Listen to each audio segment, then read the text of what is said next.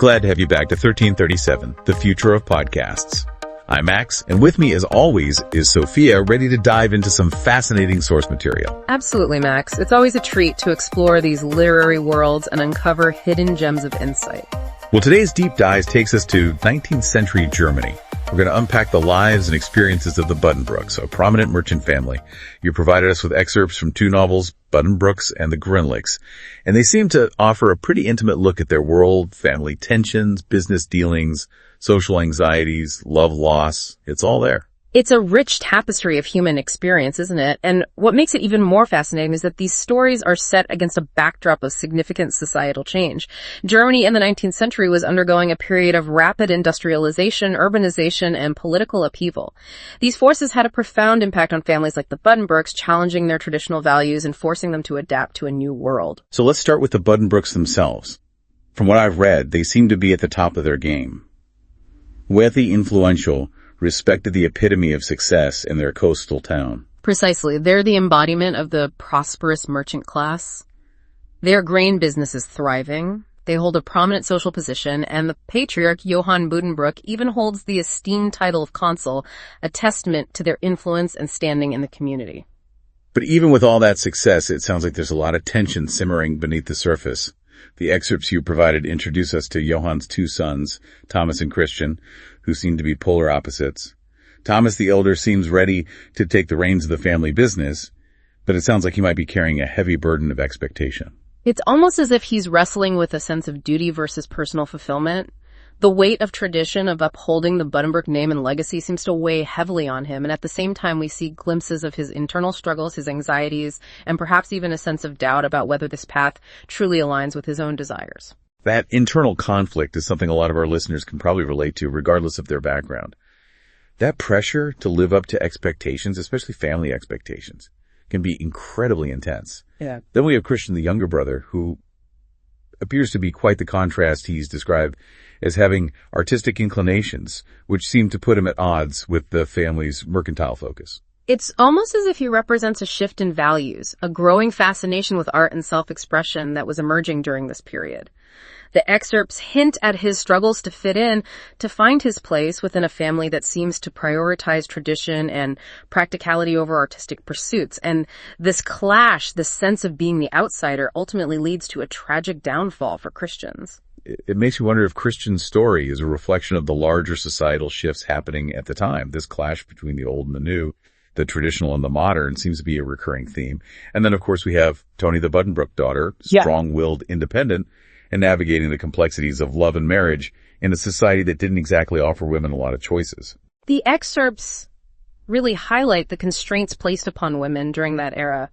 Tony's forced marriage to Bendix Grünlich, a man she clearly despises, is a stark reminder of how marriage was often seen as a strategic alliance, a means of solidifying social standing and financial security rather than a union based on love and mutual respect. It's fascinating, though, that despite these constraints, Tony still manages to assert her independence. She ultimately breaks free from that unhappy marriage and eventually finds love again, even though it's not without its own set of challenges. This raises some interesting questions about the evolving role of women in society and their fight for autonomy. You also included excerpts about another family, the Schwarzkopfs, who seem to be closely connected to the Buddenbrooks but occupy a different social strata. The Schwarzkopfs represent the working class, providing a stark contrast to the Buddenbrooks' affluence. And through their interactions, particularly the ill-fated romance between Tony and Morton Schwarzkopf, a young doctor, we see the rigid social hierarchy of the time. Social mobility was incredibly difficult, and love across class lines was often met with resistance and prejudice. It sounds like these excerpts touch upon some really complex social dynamics, and just when you think things couldn't get more complicated for the Buddenbrooks, they face some serious financial troubles. Grünlich's bankruptcy seems to send shockwaves through the family, creating conflict and challenging their sense of security. Financial stability was paramount for merchant families like the Buddenbrooks. Their reputation, their social standing, their entire identity was intertwined with their business success. So Grünlich's downfall wasn't just a personal tragedy. It was a blow to the very foundation of their world. And as we see in the excerpts, each member of the family grapples with this crisis in their own way, revealing their underlying values and priorities. Some double down on their commitment to business, seeking to restore their fortunes, while others question their priorities and the true meaning of success. It's fascinating to see how external events like the 1848 revolutions ripple through the Buddenbrooks' lives and force them to confront their own beliefs. You're right. It wasn't just about politics. Yeah. These revolutions represented massive societal shifts, and the excerpts show how those changes impact a character's personal relationships, financial security, and even their sense of identity. It's like their whole world is in flux. Speaking of shifting dynamics, I'm curious about the next generation of Buddenbrooks. What happens with Thomas's son, Hano? I get the sense he's a bit of a sensitive soul. Yeah. Maybe more like his Uncle Christian than his father. You're picking up on some really key themes there. Hano is indeed portrayed as a sensitive artistic boy, drawn to music and deeply affected by the world around him, and you're right to connect him to Christian.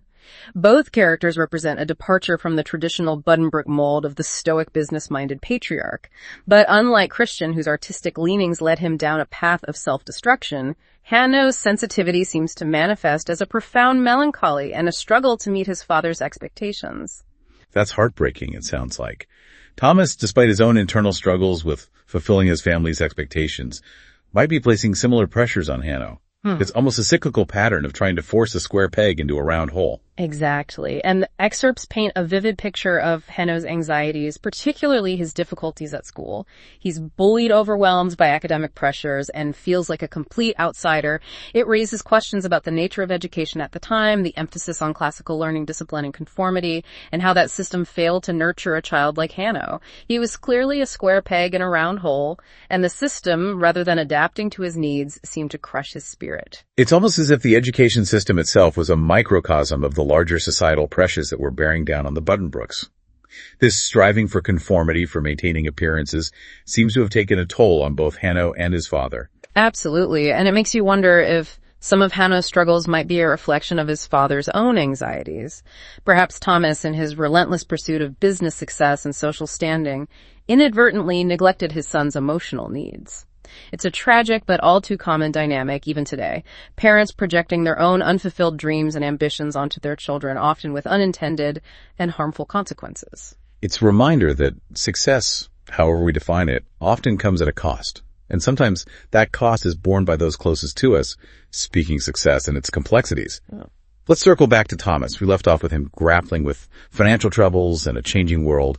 How does he navigate those challenges? Does he manage to adapt and maintain the Buddenbrook legacy? It's a fascinating arc, isn't it? The excerpt suggests that Thomas, despite his best efforts, struggles to keep the family firm at the forefront of the changing business landscape. He tries to modernize, to embrace new technologies and expand their operations. But it's almost as if he's constantly trying to catch up to outrun the inevitable decline. So it's not just external forces that are putting pressure on the Buddenbrooks, but also internal factors, their own inability to adapt, their clinging to old ways of doing things.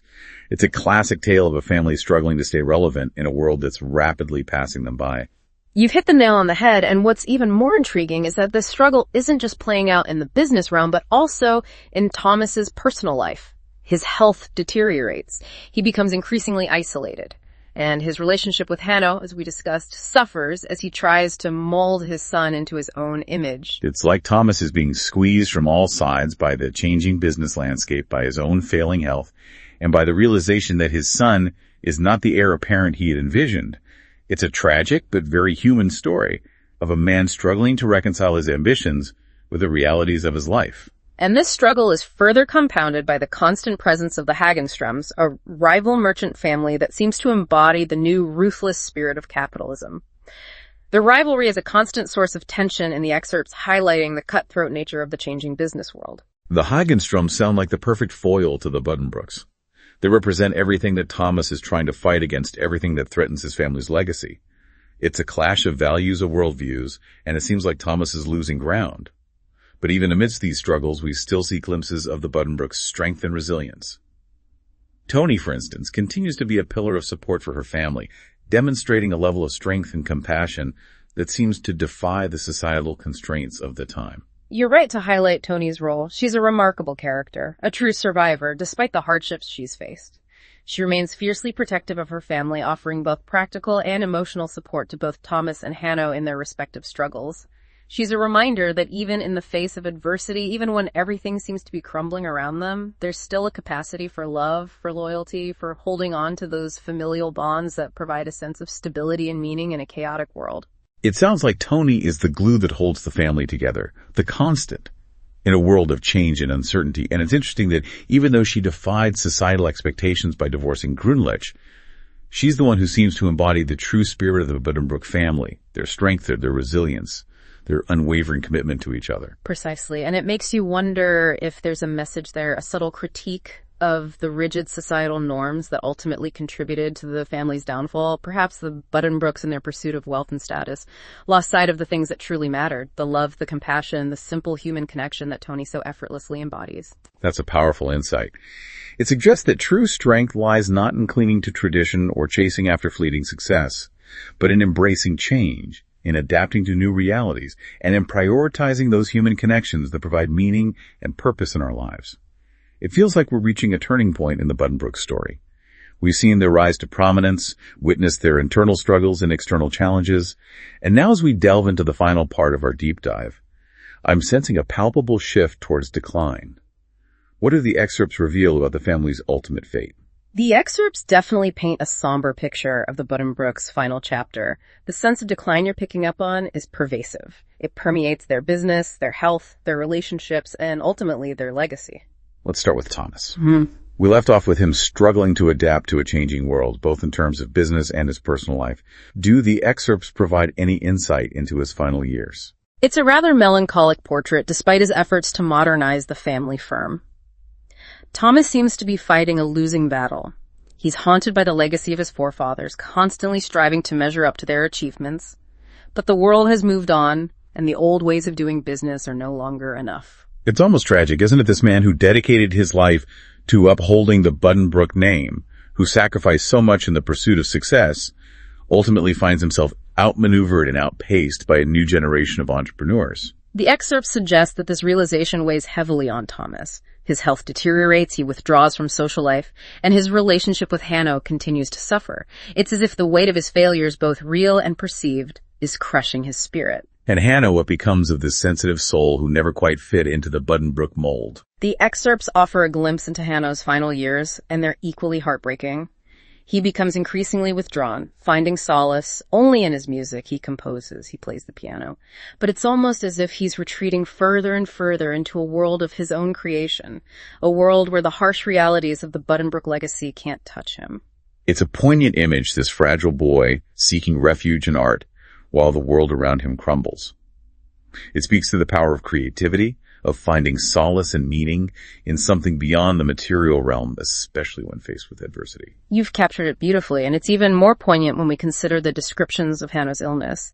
The excerpts describe a terrifying sickness that grips him with symptoms that seem to mirror his emotional and spiritual decline.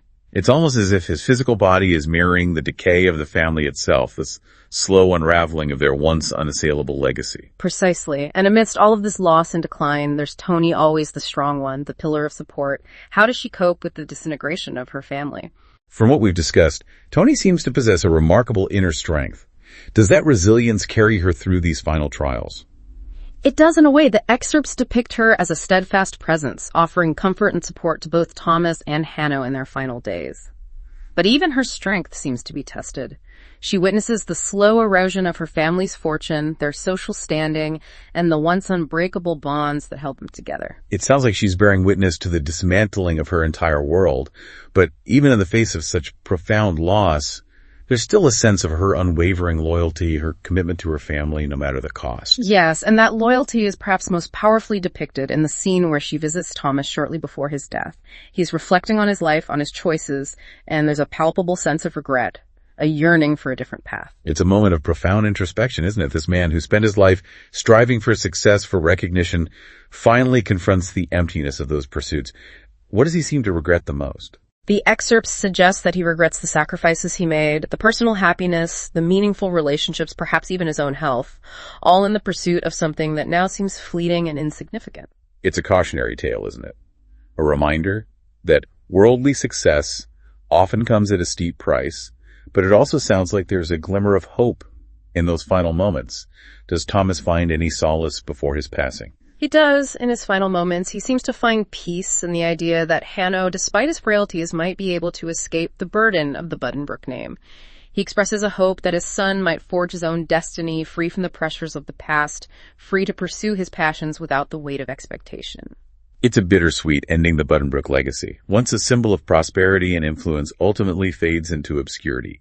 But in its place, there's a glimmer of hope, a possibility of redemption through Hano's artistic pursuits, his escape from the constraints that ultimately led to his family's downfall. You've synthesized it beautifully. The Buddenbrook story is a complex tapestry of ambition, love loss, and the enduring human struggle to find meaning and purpose in a rapidly changing world.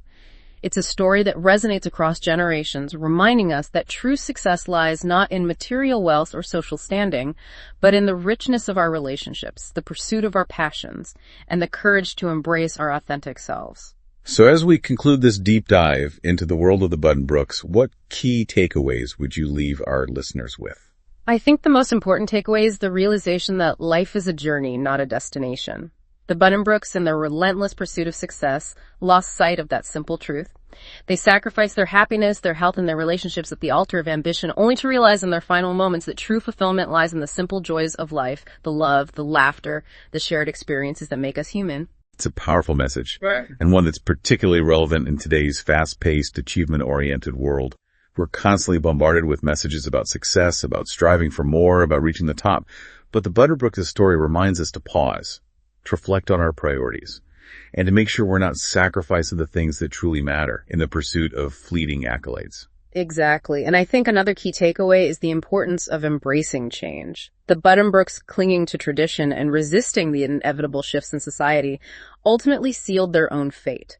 Their story serves as a cautionary tale, reminding us that the only constant in life is change, and our ability to adapt, to evolve, and to embrace new possibilities is essential for our survival, both individually and as a society. It's been a fascinating exploration of a complex and ultimately tragic family saga.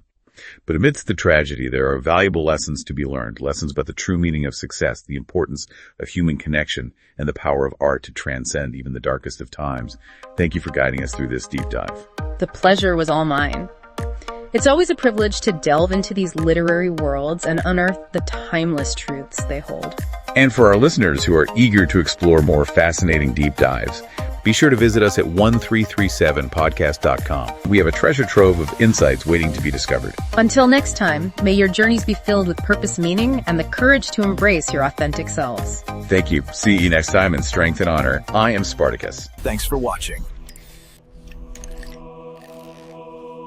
Tap into 1337podcast.com.